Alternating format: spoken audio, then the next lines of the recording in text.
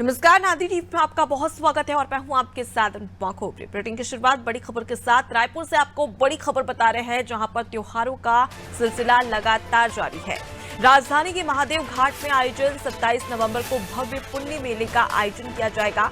सुबह से घाट पर बड़ी संख्या में लोग पहुंचेंगे। मेले में आकर्षण का केंद्र बुढ़ेश्वर महादेव मंदिर है। आपको बता दें कि मेले की तैयारी में शासन प्रशासन जुट चुका है। शासन द्वारा तैयारियां भी तेज कर दी गई है। तो 27 नवंबर को भव्य पुण्य मेले का आयोजन किया जा रहा है। देखिए, हर साल पुण्य मेले का आयोजन किया जाता है। लोग बड़े उत्साह के साथ में, उमंग के साथ में और उत्सुकता के साथ में इस मेले का हिस्सा बनते नजर आते हैं।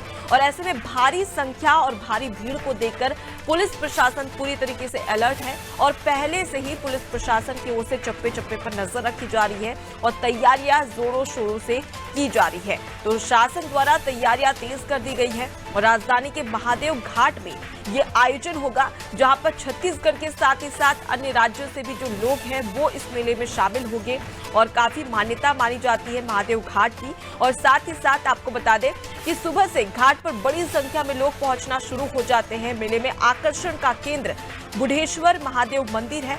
अब ऐसे में प्रशासन की ओर से सुरक्षा के पुख्ता इंतजाम किए गए हैं। तो वहीं लोगों की भारी भीड़ को देखकर प्रशासन पूरी तरीके से अलर्ट है, किसी प्रकार की कोई घटना घटित ना हो, लोगों को आवागमन में किसी प्रकार की कोई परेशानी ना हो, इसलिए प्रशासन पहले से ही तैयारी कर रहा है और पहले से ही सजग नजर आ रहा है।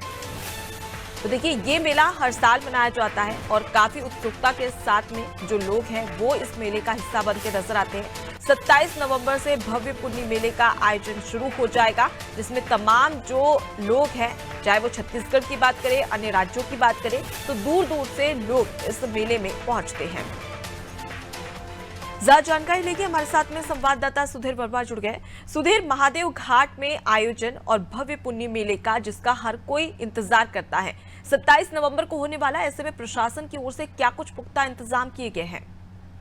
जी बिल्कुल अनुपमा, जिस तरीके से त्योहारों का सिलसिला लगातार प्रदेश और देश में लगातार जारी है, उसकी बाद अब मेलों को लेकर भी कहीं ना कहीं अब लोगों के बीच में उत्साह देखा जा रहा है। राजधानी रायपुर के महादेव घाट में एक 27 तारीख को भव्य पुण्य मेले का आयोजन होना है, जिसमें बताया जाता है कि जो व्यक्ति सुबह प्रातः स्नान करता है उसकी मनोकामना पूरी होने की मान्यता यहाँ दी गई है। और खास ही खास बता देना चाहूंगा कि जिस तरीके से वहाँ आकर्षण का केंद्र बुढ़ेश्वर महादेव मंदिर है, जिसका एक अपना अलग इतिहास रहा है और जिस तरीके से वहाँ लोगों द्वारा मेले का हर साल आयोजन किया जाता है और अन्य जिलों से भी वहाँ भारी संख्या में लोग पहुंचते हैं, मंदिर में दर्शन करते हैं। साथ ही साथ जो वहाँ मेला है वहाँ भी कहीं ना कहीं लोग सामान खरीदते हैं और एक आय का एक अच्छा स्रोत कहीं ना कहीं वहाँ मेले के माध्यम से वहाँ के लोगों को रोजगार मिल जाता है और कहीं ना कहीं एक पर्यटन का एक अच्छा साधन भी वहाँ बन चुका है यह मेला। जिस तरीके से वहाँ पास मेले को लेकर के प्रशासन द्वारा दिशा निर्देश दिए गए हैं, साथ ही साथ नगर निगम द्वारा वहां पे जो भी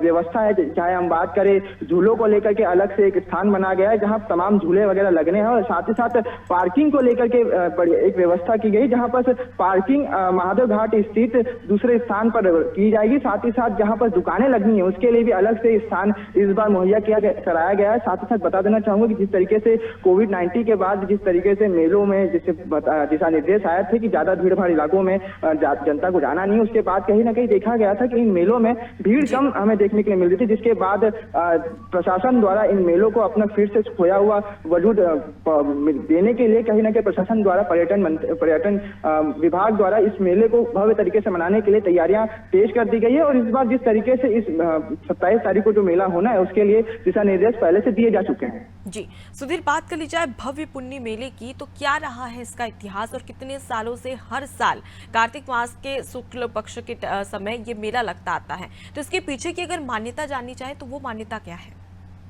जी बिल्कुल, जिस तरीके से ये जो मेला है पहले राजिम में लगा करता था, जहां बताया जाता है कि पुराने समय में रायपुर के राजा और राजिम के राजा एक दूसरे से अच्छे मित्र थे, जिसके बाद जब यहाँ से रायपुर के राजा वहाँ राजिम गए तो उन्होंने इस मेले को देखा। उसके बाद उन्हें भी लगा कि कहीं ना कहीं जो मेला है रायपुर में भी होना चाहिए, रायपुर के राजधानी रायपुर महादेव घाट में। उसके बाद इसका आयोजन किया जाने लगा, जिसके बाद से यह मेला लगातार लगता रहा और राजधानी रायपुर के महादेव घाट में जिस तरीके से मान्यता बताई जाती है कि पुण्य मेले में जिस तरीके से जो भी व्यक्ति स्नान करता है उसकी मनोकामना पूरी होती है। साथ ही साथ जो वहाँ मंदिर है उसकी भी एक अलग मान्यता है। बताया जाता है कि जो वहाँ का मंदिर है वहाँ पे तकरीबन एक भगवान शिव का एक शिवलिंग है जो कहीं ना कहीं अपनी एक पौराणिक मान्यता रखता है।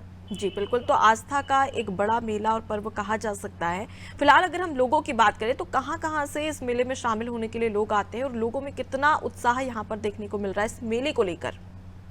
जी बिल्कुल, जिस तरीके से अन्य जिलों से भी लोग यहाँ पहुँचते हैं, जिलों से ही नहीं बल्कि अन्य राज्यों से भी यहाँ लोग मेले में पहुँचते हैं। साथ ही साथ अगर बात करें लोगों की, तो लोग अन्य जिलों से यहाँ दुकानें वगैरह स्टॉल वगैरह लगाने के लिए आते हैं और जो भी अपनी जो वस्तुएं रहती है उसे बेचने के लिए आते हैं। साथ ही साथ काष्ठ की बनी हुई मूर्तियां भी कहीं ना कहीं इस मेले में एक आकर्षण का केंद्र बनी रहती है। जो भी अगर बात करें छत्तीसगढ़ संस्कृति, तो छत्तीसगढ़ संस्कृति में काष्ठ के जो बैल वगैरह बनते हैं, जिनकी मूर्तियां वगैरह बनती है, वो कहीं ना कहीं आकर्षण का केंद्र बन जाती है और इस मेले में उनकी बहुलता देखने के लिए मिलती है। जो है लोग आते हैं वो अपनी आकृतियां बनाते हैं, वो कहीं ना कहीं उन आकृतियों को बेच करके कहीं ना एक आय का स्रोत इस मेले के माध्यम से प्राप्त करते हैं। जी बिल्कुल, तो समझा जा सकता है कि इस मेले की कितनी भव्यता है और इसके साथ ही साथ दूर दूर से लोग यहाँ पर पहुँचते हैं, इसलिए इसकी जो महत्वपूर्णता है, महत्व है, इसका समझा जा सकता है। मैं लौटूंगी आपके पास सुधीर, आगे भी आपसे बड़ी अपडेट लेंगे खबर पर। तो देखिए 600 साल पहले राजा ब्रह्मादेव ने मन्नत मांगी थी, उनकी मन्नत तब पूरी हुई तो उन्होंने इस बात का जिक्र किया कि अब हर साल यहाँ पर मेले का आयोजन किया जाएगा और तमाम जो घाट है वो सजकर तैयार है। प्रशासन की ओर से पुख्ता इंतजाम भी यहाँ पर किए गए हैं। चप्पे चप्पे पर प्रशासन की ओर से नजर रखी जा रही है। 27 नवंबर को भव्य पूर्णिमा मेले का आयोजन होगा और इसमें सबसे महत्वपूर्ण और आकर्षण का केंद्र माना जाता है कि बुढ़ेश्वर महादेव मंदिर, जिसकी बहुत बड़ी मान्यता है। यहाँ पर जो शिवलिंग है वो काफी महत्वपूर्ण माना जाता है। जो दूर दूर से लोग आते हैं वो मेले का आनंद उठाने तो आते हैं, साथ ही भगवान के दर्शन भी करते हैं। कहा जाता है कि जो भी मनोकामना यहाँ पर महादेव मंदिर में मांगी जाती है वो पूरी होती है और इसी के मद्देनजर हर साल इस मेले का आयोजन किया जाता है।